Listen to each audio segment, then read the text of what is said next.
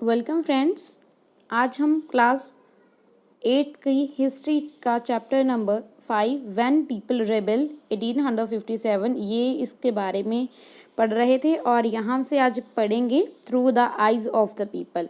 Through the eyes of people ये हमें लोगों की नज़रों से कैसे पता चलेगा कि क्या सोच रहे थे, क्या उनके दिमाग में चल रहा था ब्रिटिश राज के अंडर।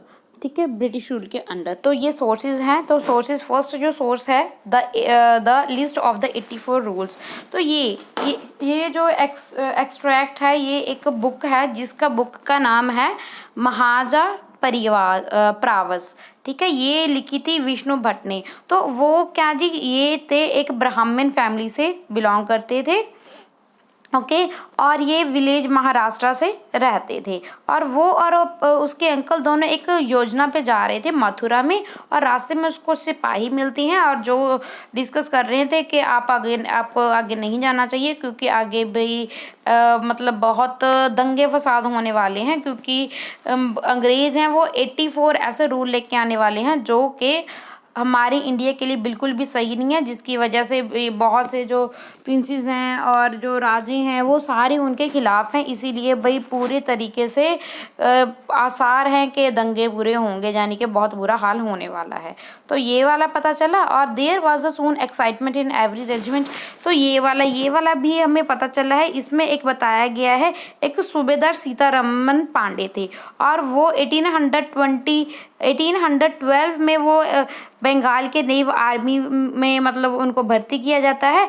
वो ब्रिटिश इंडिया कंपनी में 48 ईयर तक काम करता है और वो 1860 में वो रिटायर हो जाता है।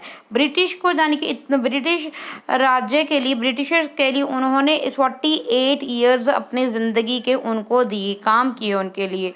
और वो होता क्या है कि वो जब रिबेलियन होता है तो उसी की आंखों के सामने उसी के बेटे को ब्रिटिशर्स मार देते हैं। तो क्या जी, तब जब उसको उसके रिटायरमेंट के समय कहा जाता है कि आप कोई मेमोयर लिखो, तो वो यही लिखते हैं भी कैसे उसके आंखों के सामने उसके ही बेटे की वो कर दी गई, यानी कि वो उसका दिखाया गया भी क्या फील करते थे वो। ठीक है, और ये जो सोर्स 2 है और इसमें ये भी बताया गया है कि ये जो अंग्रेज़ थे, तो ये एक तरह के र्यूमर भी मानते हैं कि र्यूमर भी था और बहुत ऐसा भी मानते हैं कि सच था कि जो ये अंग्रेज़ थे इन्होंने एक ऐसे तरह के कार्ट्रिज बनाए थे जिसके ऊपर चर्बी लगी हुई थी, फैट लगा हुआ था काऊ और पिग का।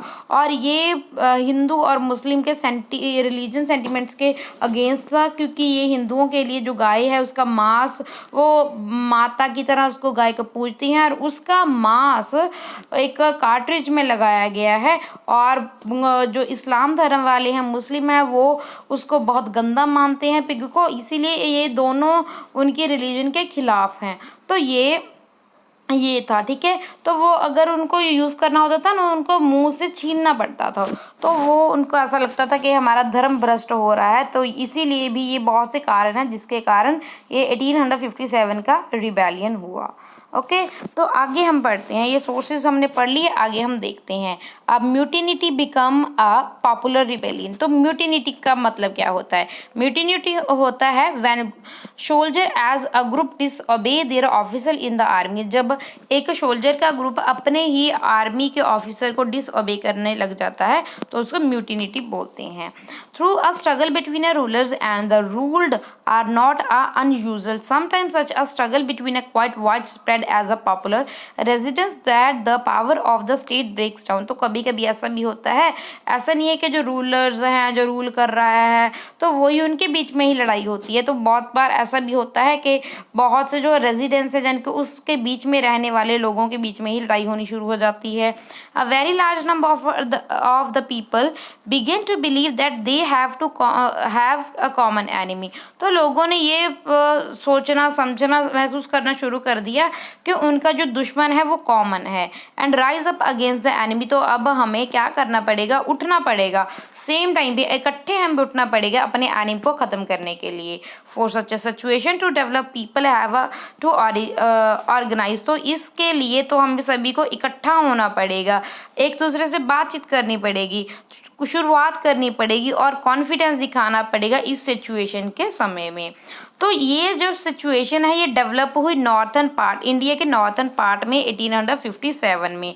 तो 100 ईयर्स ऑफ द जो कॉन्क्वेस्ट चल रही थी एडमिनिस्ट्रेशन तौर पे, ईस्ट इंडिया कंपनी कैसे कनकर कर रही थी, कब्जे कर रही थी, जिसकी वजह से बहुत से रिबेलियन, मैसिव रिबेलियन हो गए थे और ये स्टार्ट हो रहे थे मई 1857 से।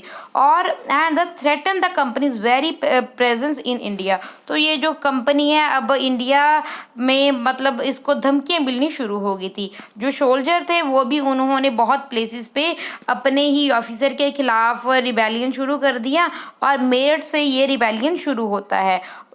और बहुत से लोग डिफरेंट सेक्शन से वो भी रिवेलियन शुरू कर देते हैं। Some regard it as a biggest, कई प्लेसेस पे ये जो रिवॉल्ट था बहुत बड़े लेवल पे था। Armed resistance to the colonial in the 19th century anywhere in the world, तो क्या जी ये वर्ल्ड में बहुत प्लेस पे ये ऐसा भी था कि बहुत बड़ा रिबेलियन माना जाता है। तो ये फिगर 4 में देख सकते हो, ये देख रहे हो ना आप फिगर, ये देखो ये battle in the cavalry line, ये देखो कैवेलरी लाइन में बैटल हो रही है, ये देखो कैसे। ओके, तो ये देखो on the evening of 3rd July 1857 over 3000 rebels came from a Bareilly. तो 3 जुलाई 1857 को होता क्या है, ये देखो मार्च में तो सॉरी मई में थोड़ा सा ज़्यादा स्प्रेड हो गया था ना ये, तो 3rd जुलाई 1857 को 3000 जो रेबल्स हैं यानी कि विद्रोही हैं वो बरेली से आती हैं और ये जमुना रिवर को क्रॉस कर लेती हैं और कहाँ पे आ जाती हैं, दिल्ली में आ जाती हैं और ब्रिटिश कैवेलरी पोस्ट पे ये अटैक कर देती हैं और बैटल दोनों में रात में ही ये शुरू हो जाता है। तो ये देख सकते हो ये क्या है ये postal stamp issued in a commemoration of the Mangal Pandey, ये देखो ये मंगल पांडे हैं। ओके, तो ये उनके लिए मतलब उनको कोमेमोरेशन के लिए ये पोस्टल स्टैम्प भी वो की गई थी। ओके, तो यहाँ पे देखती हैं फ्रॉम मेरठ टू दिल्ली, तो मेरठ से शुरू हुआ था, दिल्ली तक कैसे पहुँचे ये सब कुछ देखेंगे। On 29th March 1857 a young soldier, एक जवान सोल्जर थे जिनका नेम था मंगल पांडे। मंगल पांडे ये देख सकते हो, ये है Mangal Pandey ji. Was a hanged to death for attacking his soldier in a Barrackpore. तो क्या जी 29 मार्च को उनको फांसी दे दी जाती है। क्या जी फांसी दे दी जाती है, क्यों? क्योंकि उन्होंने अटैक किया था अपने ही ऑफिसर के ऊपर बैरकपुर में। सम डेज लेटर, तो उस समय के बाद क्या होता है, सम सिपाही of the regiment at Meerut refuse to do the army drill using the new cartridge.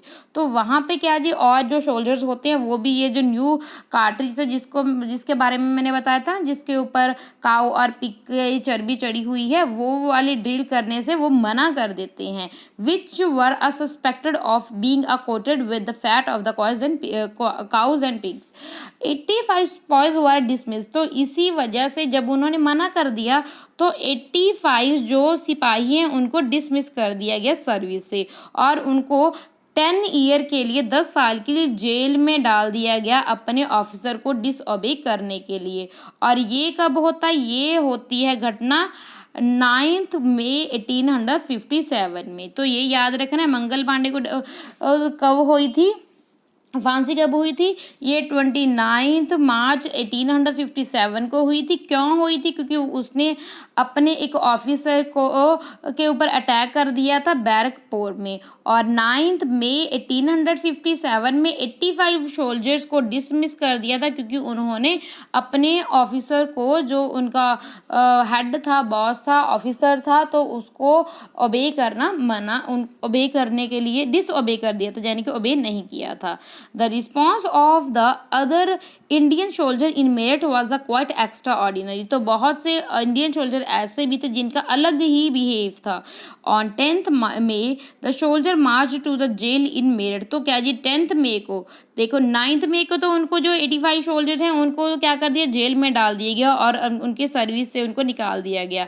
और उससे अगले दिन क्या होता है, बहुत से सोल्जर मार्च करते हैं मेरठ की जेल की तरफ और जो इम्प्रिजन, जिनको कैद कर दिया गया है सोल्जर्स को, उनको रिलीज करवाते हैं।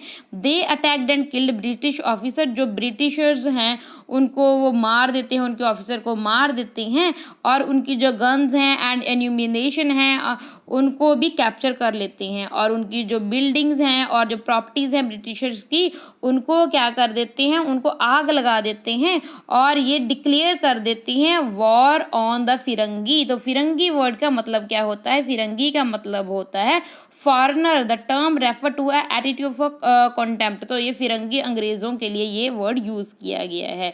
The soldier were determined to bring an end to their rule in the country. तो क्या जी उन्होंने डिटर्मिनेशन कर लिया, उन्होंने पक्का इरादा बना लिया कि अब भाई हम ये फिरंगियों को अपने देश से बाहर निकालेंगे ही। But who would rule the land instead. तो अगर ब्रिटिशर नहीं रहेंगे तो भाई इस भारत की भूमि पे कौन राज करेगा। The soldier had an answer to this question. तो भाई इनका क्वेश्चन भी था, क्वेश्चन का आंसर वो पता क्या दे रहे थे कि मुगल एम्पर जो बहादुर शाह जफर हैं, जो कि राजा थे मुगल डायनेस्टी से ही हैं, वो राज करेंगे। द सिपाही of the Meerut road all night of 10th March two reach the Delhi in early hours next morning. तो नेक्स्ट मॉर्निंग यानी कि 10 मई को नेक्स्ट मॉर्निंग वो दिल्ली पहुंचते हैं सिपाही। As news of their arrival spread. जब उनकी न्यूज़ पता लगती है कि वो यहाँ पे पहुंच गए हैं, the regiment stationer in Delhi also rose up in rebellion. तो जो रेजिमेंट्स थे दिल्ली के सेटल हुए थे स्टेशन में, वो भी उन्होंने भी विद्रोह कर दिया अगेंस्ट ब्रिटिश ऑफिसर वर्किंग। तो ब्रिटिशर ऑफिसर, जो ब्रिटिश के ऑफिसर थे वो उनको मार दिया गया, उनके आर्म्स और एम्यूनिशन उनको कब्जे में कर लिया गया, उनकी बिल्डिंग्स को फायर लगा दी गई। तो triumphant soldier gathered around the wall of the red fort. तो क्या जी जो रेड फोर्ट था ना, लाल किला, उसके इर्द गिर्द वो इकट्ठे हो जाते हैं। वेयर द बादशाह लिव, जहाँ पे बादशाह रहते थे। डिमांडिंग टू मीट हिम, और वो डिमांड करते हैं कि वो उनसे बादशाह से मिलना चाहते हैं। The emperor was not quite willing to challenge the mighty British power, but the soldier persisted। तो क्या जी क्योंकि ये ब्रिटिशर बहुत ज़्यादा ताकतवर थे, पावरफुल बनते जा रहे थे, तो ये जो मुगल एम्परर थे अब ये इनको विलिंग नहीं थे, इनको चैलेंज करने के लिए इनकी इच्छा नहीं थी, मगर जो सोल्जर हैं उनको परसिस्ट करती हैं। They forced their way into the place and proclaimed Bahadur Shah Zafar as their leader. तो वो जाते हैं पैलेस में और बोलते हैं कि बहादुर शाह जफर हैं, हम आपको अपना लीडर घोषित करते हैं। The aging emperor had to accept this demand. तो एजिंग यानी कि वो बूढ़े हो गए थे भाई, जो लोग बोल रहे हैं तो भाई उनको ये डिमांड उनकी एक्सेप्ट करनी पड़ती है। He wrote letter to all the chiefs and the ruler of the country to come forward and organise a confederacy of Indian state to fight the British. तो क्या ये जो अब एम्परर बना दिया जाता है तो वो क्या करते हैं, वो लेटर लिखते हैं जितने भी चीफ्स होते हैं, रूलर्स होते हैं, सभी को, कि अब हम इकट्ठा होंगे और ये अब अंग्रेजों के खिलाफ हम लड़ेंगे। This single step taken by the Bahadur Shah had great implication. तो ये जो उन्होंने ऑर्डर दिया था तो ये इसकी बहुत मात्रा में इम्प्लीकेशन हुई।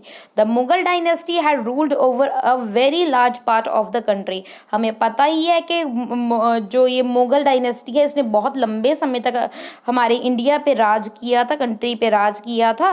Most smaller rulers and the chieftains controlled different territory on the behalf of the Mughal ruler. तो अलग अलग पार्ट में अलग अलग चीफ्टन्स रूलर कंट्रोल कर रहे थे अलग अलग टेरिटरीज को मुगल रूलर के under. Threatened by the expansion of the British rule, many of them felt that if the Mughal emperor could rule again, they too would be able to rule their own territory once more under Mughal authority। तो ये भाई उनके दिमाग में क्या कीड़ा जाग गया कि भाई जब ये मुगल एम्पर दोबारा ब्रिटिश के अंडर, ब्रिटिश रूल के अंडर ये दोबारा अपने राज्य को एक्सपेंड कर सकते हैं, दोबारा राज कर सकते हैं, तो हम क्यों नहीं अपनी जो टेरिटरी है उसके ऊपर दोबारा से रूल कर सकते, हम खुद रूल करेंगे, उनके अंडर क्यों रूल करें। तो ये उनके दिमाग में कीड़ा आ जाता है। The British had not expected this to happen, मगर ये जो ब्रिटिशर है इन्होंने तो सोचा भी नहीं था ये हो जाएगा। They thought the disturbance caused by the issues of the cartridge would die down. तो क्या जी ये उनके अकॉर्डिंग ये सब इसीलिए हो रहा था, ये कार्ट्रिज के कारण हो रहा था। But Bahadur Shah Zafar decision to bless the rebellion change the entire situation dramatically, मगर ये बहादुर शाह जफर का ये जो डिसीजन था इस विद्रोह को ड्रामेटिकली बिल्कुल ही चेंज कर देता है। Often when people see an alternative possible they feel inspired and enthusiast. तो क्या जी एंथ्यूज्ड हो जाते हैं, उत्साह से भर जाते हैं, इंस्पायर्ड फील करते हैं जब बहादुर शाह जफर उनको मतलब एक लीडर की तरह उनको ऑर्डर देता है। It gives them the courage, hope and confidence to act. तो उनके कारण उनके अंदर, भारतीयों के अंदर कॉन्फिडेंस, होप और करेज की ये भावना जाग जाती है। The rebellion spread. तो अब ये रिबेलियन, ये बहादुर शाह जफर देख सकते हो, ये है बहादुर शाह जफर, और ये रानी लक्ष्मीबाई भी देख सकते हो आप। ओके, रिबेलियन स्प्रेड, ये रिबेलियन विद्रोह धीरे धीरे ये बढ़ता गया। After the British were are routed from Delhi, जब ये ब्रिटिशर रूट करते हैं दिल्ली की तरफ, there was a no uprising for almost a week, एक वीक तक कोई भी अपराइज नहीं होता। It took that the much time for the news to travel. तो ये उनको ऐसे था कि ये जो न्यूज़ पहुंचने में, क्योंकि कम्युनिकेशन के जो मीन्स हैं वो इतने ज़्यादा डेवलप नहीं हुए थे, इसीलिए यहाँ पे न्यूज़ को पहुंचने में टाइम लगेगा। Then a spurt of a mutinies begin. तो क्या ये म्यूटिनीज की स्पर्ट शुरू हो जाती है। रेजिमेंट आफ्टर रेजिमेंट म्यूटेंट तो मैंने बताया था ना, अपने जो ऑफिसर्स हैं उसके अगेंस्ट, यानी कि उनका कहना ना माना, डिसओबे करना। Regiment after regiment mutinied and took off to join other troops at a nodal points like Delhi, Kanpur and Lucknow. तो क्या जी जितने भी ये इंडियन सोल्जर थे वो अपने अपने जो मेन उनके जो ऊपर बॉस थे है ना, उन्होंने क्या जी डिसओबे करना शुरू कर दिया और वो चले गए दिल्ली, कानपुर और लखनऊ की तरफ। ओके, जो नोडल पॉइंट्स थे, जो मेन पॉइंट्स थे, ये रिबेलियन के लिए इन्होंने रखे थे। After them the people of the towns and villages also rose up in rebellion and rallied around local leaders. तो क्या जी उसके बाद ये सब कुछ देखकर जो लोकल टाउन्स और छोटे छोटे गाँव में लोग हैं वो भी रिबेलियन शुरू कर देती हैं और रैलीज शुरू कर देती हैं लोकल लीडर्स के अंडर। ठीक है, जिमीदार्स एंड द चीफ्स, जो जिमीदार थे और चीफ्स थे, who were prepare to establish their authority and fight the British. तो वो भी जिम्मेदार और चीफ्टन्स भी प्रिपेयर कर लेती हैं कि वो भी अब ये ब्रिटिश के खिलाफ लड़ेंगे और उसके बाद खुद अपनी अथॉरिटी स्थापित कर लेंगे। Nana Sahib the adopted son of the late Peshwa Bajirao. Nana Sahib ये अडॉप्टेड सन थे, गोद लिए हुए बेटे थे पेशवा बाजीराव के।